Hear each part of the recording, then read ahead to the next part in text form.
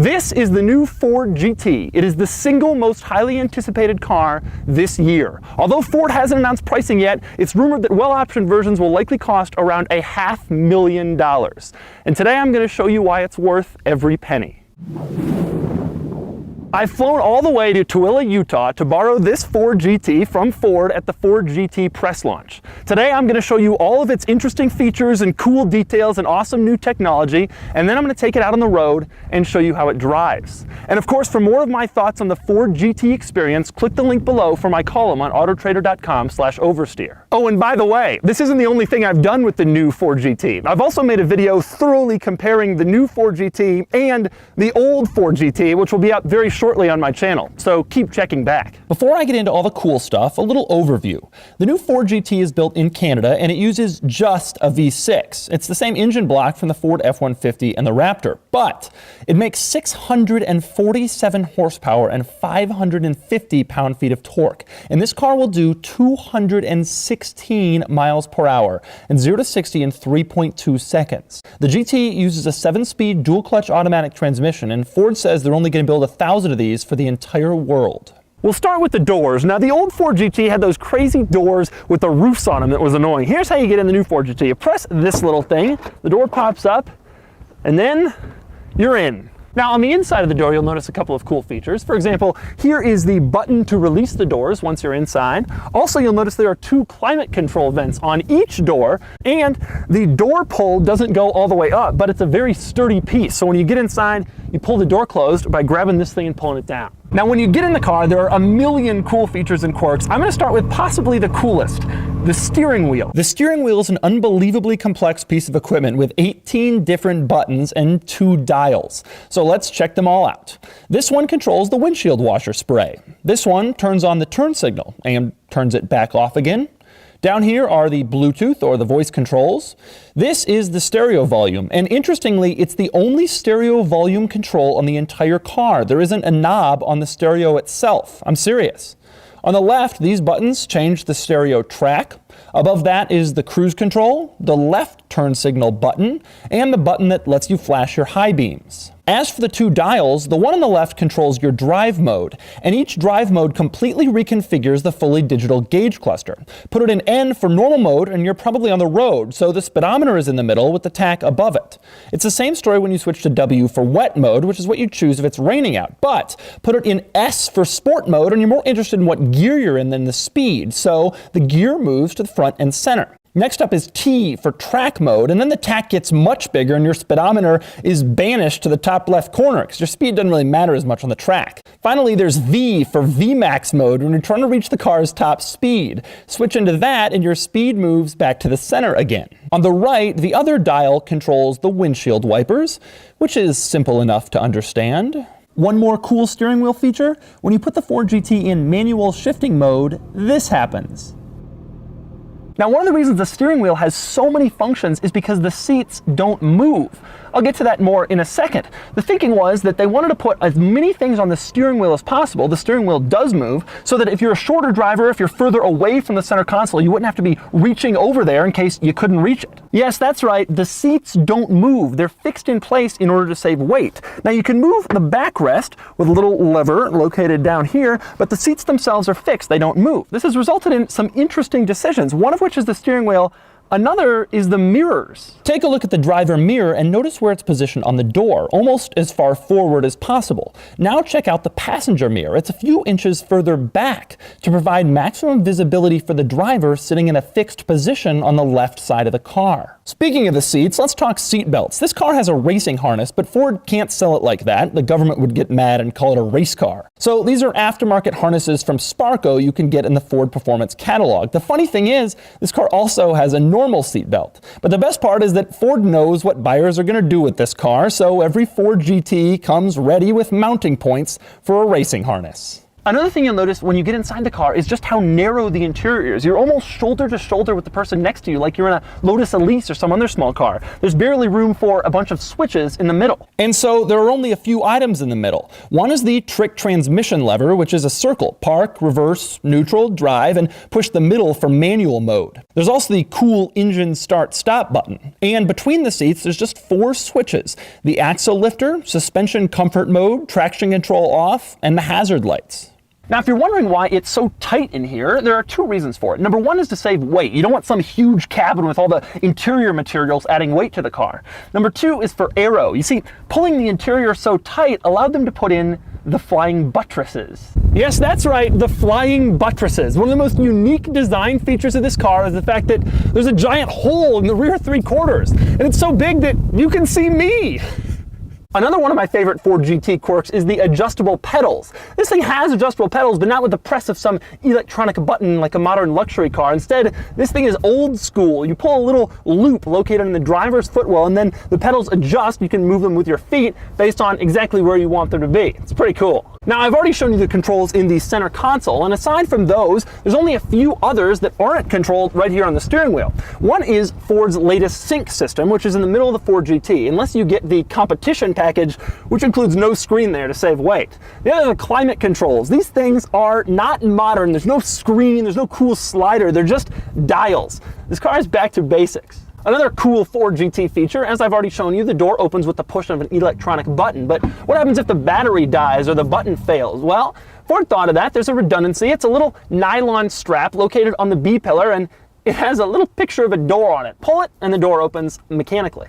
One other amazing detail of the Ford GT's interior, you'll notice the dashboard is covered in carbon fiber. That's not fake carbon fiber, and it's not there for looks. This car is a carbon fiber tub, and the dashboard is a structural component of this car. In fact, the little holes on the ends for the climate control vents that stick in the doors are actually a part of the carbon fiber mold for this car. There's no fake carbon in this thing. Now, on the outside, one of the most interesting things is the placement of the fuel door. Because of the whole flying buttress situation, they couldn't really place the fuel door out here, so instead they put it in here. You push it, it opens, pretty simple. The problem is, when you're filling it up, there's a lot of car here for the gas to drip on after you stop pumping. It could get kind of annoying. But back to those flying buttresses, which are about more than just style. They have an aerodynamic function, and a function you probably didn't even realize.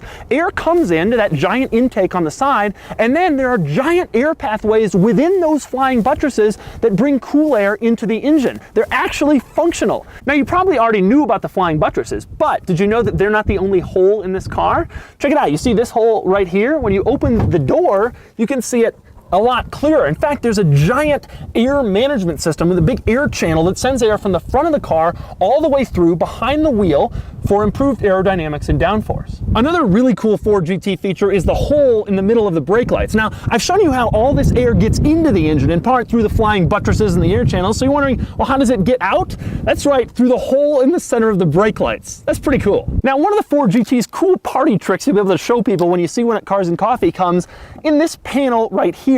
You might think this is just a regular little black panel, but actually it has one of the coolest features. They've hidden a little lock and unlock icon. When you press the button, it shows whether the doors are locked or unlocked. Press the button for unlock, and the icon shows up that shows that it's unlocked. Press the button for lock, and the icon shows up that it's locked, only for a second. They put it here because that's where the position indicator is on the race car. Shows whether it's in first, second, third, what lap, etc.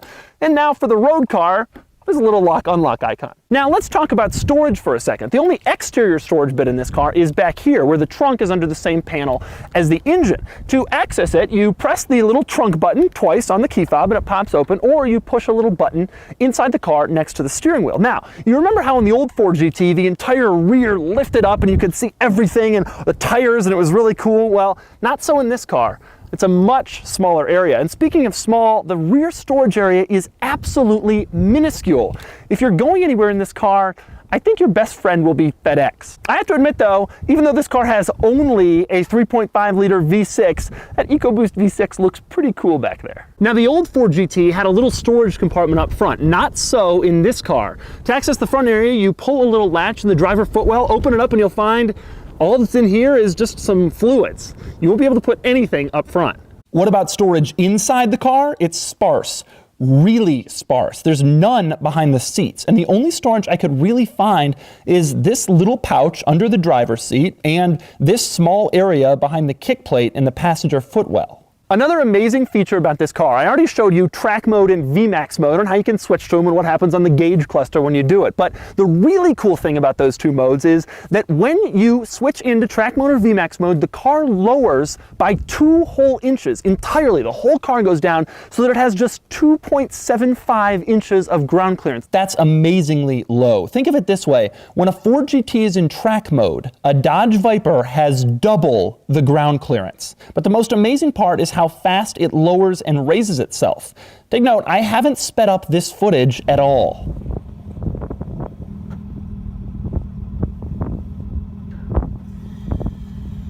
Now, it'd be impossible to look at this car and not notice the giant wing. And indeed, it is a giant wing, but it's not always in this position. In fact, the wing goes up and down based on what mode you're in and all that. One of the more interesting things about the wing, though, is that it actually changes shape when it goes up. When it's down, it's in its most slippery shape, and when it's up, there's a little lip here to provide extra downforce. Here's another cool Ford GT feature you'll never know unless you know. Hidden inside the A-pillar, in the roof, and back here, there is an official race certified roll cage. In other words, if you took this car to a racetrack or an autocross or drag strip, you wouldn't have to put in a roll cage in order to run. Instead, there's already one built into the pillars in the roof. So that's all the cool features and the strange quirks and the interesting new technology of the Ford GT. And oh boy, was that a lot to cover. But now it's time for the most important part, at least to me. I'm going to take it out on the road and find out how it drives. All right, time to drive the new Ford GT. This is a very exciting moment. The first thing you realize is the sound is just fantastic. It may not be a V8, but it sounds a lot better than a V6 that shares the same block from the Ford F-150. The transmission is quite quick, even in normal mode. Handling is just next level precise, on the level of every exotic car I've ever driven, the craziest stuff, Ferrari, Lamborghini. Oh my God, it's so fast. It feels race car fast. I am blown away by the precision of this handling. Oh my God, that's insane. Visibility is really surprisingly good. That mirror, I can see a lot in that mirror. That mirror is pretty good too. In back, I do pretty well. The window is pretty small, but I can see a lot of stuff. I'm kind of surprised, actually. I love that the steering wheel is not a circle. It really feels like a racing car steering wheel. That sound right behind you is just crazy. It's a great noise. Really, really great.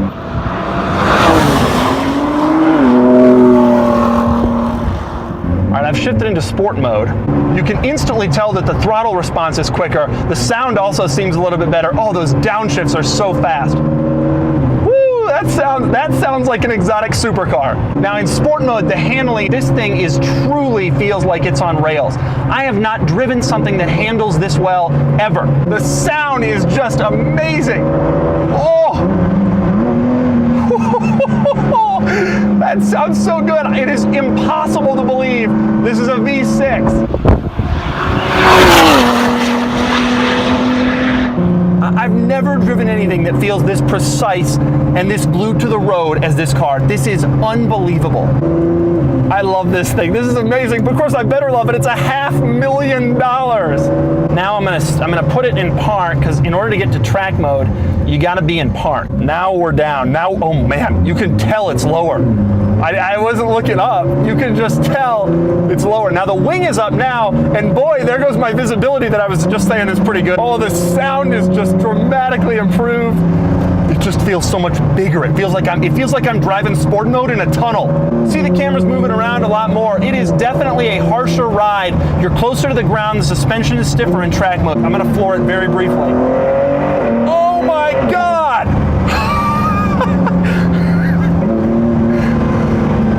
One of my pet peeves is that the paddles move with the steering wheel. They really ought to stay put. When I'm in a corner and I'm going for the paddle, it's somewhere up there. I don't know, it's annoying. I'm just blown away by the steering. I'm going 50. I don't think I've ever felt so confident in a car before. So I'm gonna floor it here real quick, just kind of see what happens, see how it goes.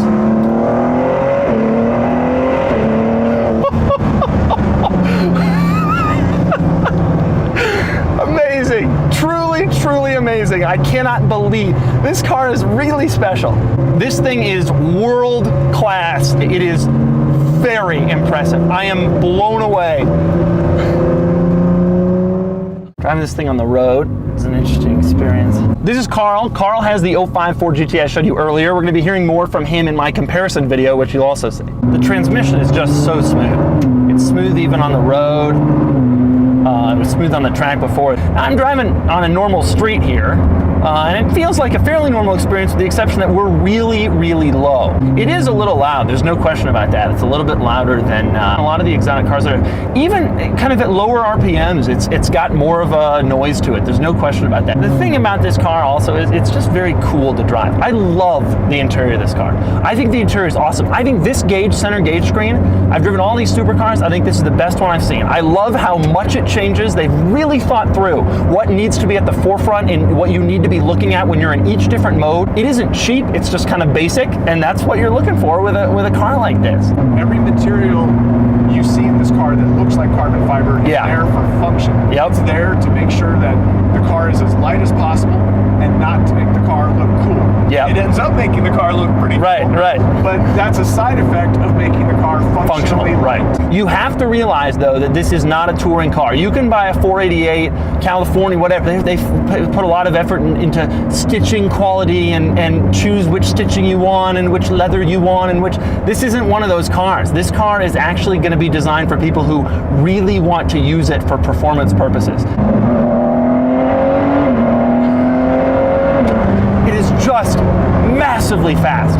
Just crazy. I mean, it certainly feels faster than your car. Do you agree? Yeah. Part of it is the gear changes are just so instantaneous. Yeah. But have you seen what happens when the rear wing retracts? No. So if you get up to a certain speed, the wing goes up. And when you get down to a certain speed, it drops again. Yeah, that's right. And it drops. Yeah.